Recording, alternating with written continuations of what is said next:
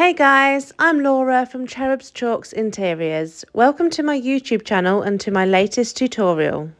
This time I'm going to show you how I achieved a rustic chippy finish on this lovely solid pine chunky set of drawers. I do love all solid pine pieces, but this one with that cast iron detailing and those chunky handles was something special, so I just had to have it. This is vintage waxed pine, so it's going to need that wax removing before we can do anything else. I've got my carbide scraper and I'm simply working in the direction of the wood grain and removing all of that wax. Once all of the wax is removed, I will sand smooth and then it's time to clean again. I always clean a piece when it first comes into the workshop and then I'll clean it again after sanding to remove any of that sanding dust. Firstly, I rinse off with White Lightning.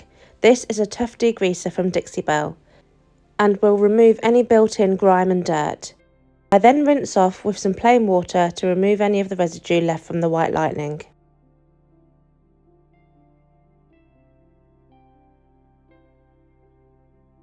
Now it's all clean, it's time to seal in those knots. You can use any type of knotting solution and I just apply this in thin coats using an artist brush directly onto the knots.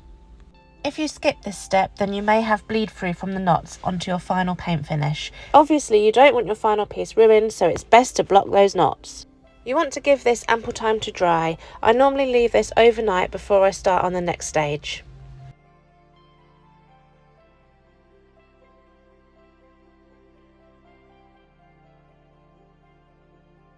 Now for the base coat. I've gone for French linen, which is a gorgeous neutral, and I'm going to mix this with some sea spray as I want this to be thick and textured. It's completely up to you how much sea spray you add, depending on how thick you want the mixture. I just normally judge this by eye, adding a small amount at a time, testing the consistency, and then adding more if required.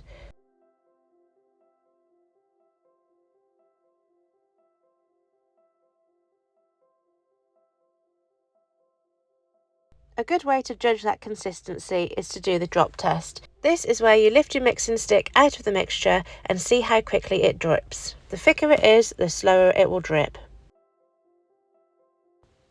I'm now going to use a natural bristle premium chip brush to apply the base coat really randomly. I'll work in small sections, making sure I get full coverage, but using a cross-hatch technique.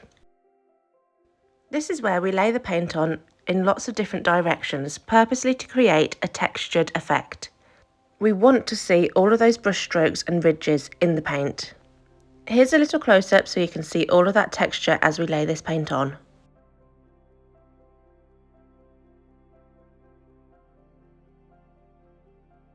Being as it's so thick and textured, this is going to take a little while to dry, so I'll leave this to dry overnight before I come back and start the next stage.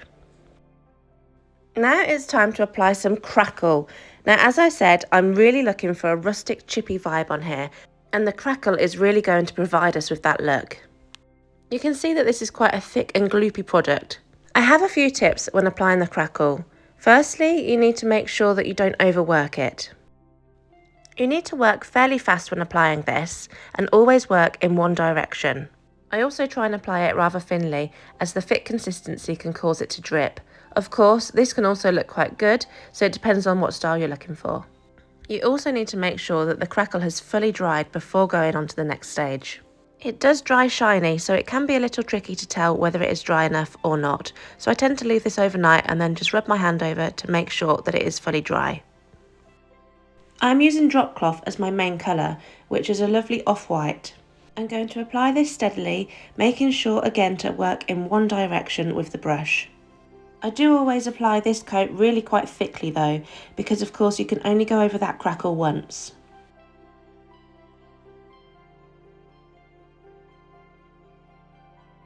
And now here is a quick time lapse as the paint dries. This is where the Crackle appears, and this is my favourite part to watch. You can speed up this process with a hairdryer, which is what I tend to do.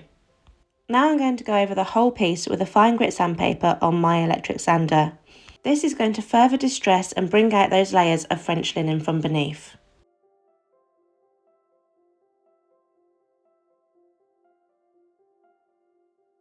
It's time to seal and protect that paintwork. I'm using some Best Dang wax in clear and my La Petite brush, and I'm just going to brush this on.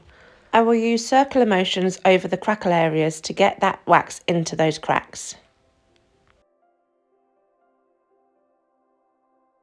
I then use a kitchen sponge just to remove all of that excess wax. Now to finish and to add some age and dimension, I'm going to apply some Best Dang wax in brown. I'm using another kitchen sponge and I'm just going to apply this around the edges of the drawers and the main body of the piece. You can see that I apply this in the areas where I want it, and then I come back with a different sponge and blend this in so that it looks authentic and blurs those harsh lines. Now I will reattach those big chunky handles and I'm ready to show you the finished piece. This piece is so full of character, with the textured paint, the crackle effect and that chippy finish. It is just looking gorgeous. I hope that you have enjoyed this tutorial and found it informative. If you have any questions, then please feel free to drop a comment. For more projects and behind the scenes, please go and find us on all of the social media platforms at Cherubs Chalks Interiors. We would also love it if you'd like to tag us in any of your projects inspired by us so we can see your creations.